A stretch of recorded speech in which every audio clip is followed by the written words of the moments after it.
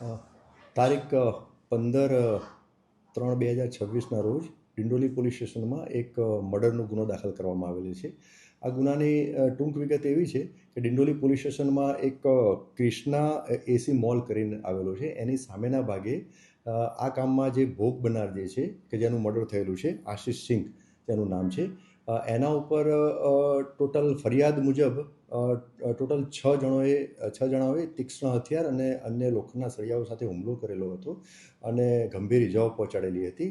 જે અનુસંધાને એને સારવાર માટે હોસ્પિટલમાં રિફર કરવામાં આવેલા હતા. ત્યાં એમને મરણ જાહેર કરવામાં આવેલા હતા.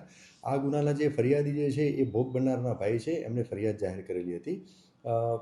ગુનાની તપાસ દરમિયાન જે એકત્રિત કરેલા પુરાવા જે છે એના આધારે આ ગુનામાં સંડોવાયેલ ટોટલ 4 આરોપીઓની ધરપકડ કરવામાં આવેલી છે. જેમાં એક આરોપીનું નામ છે અભિષેક ઉર્ફે અંશુ પવનસિંહ રાજપૂત. બીજાનું નામ છે ગૌરવ ઉર્ફે ગોપાલ રાકેશભાઈ મિશ્રા. ત્રીજા આરોપીનું નામ છે હિતેશ ઉર્ફે ગણેશ રામકૃષ્ણ પાંડે. અને ચોથા આરોપીનું નામ છે સમીર રામ આધાર શર્મા.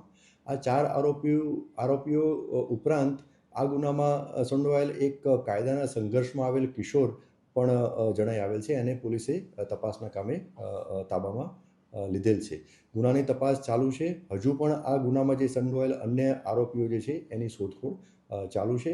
અને આ ગુનાના કામે બીજા પણ પડદા પાછળ પણ કોઈ આરોપીઓ હોય કે જે ગુનાની જગ્યા ઉપર હાજર ના હોય એ દિશામાં પણ પોલીસ તપાસ કરી રહી છે.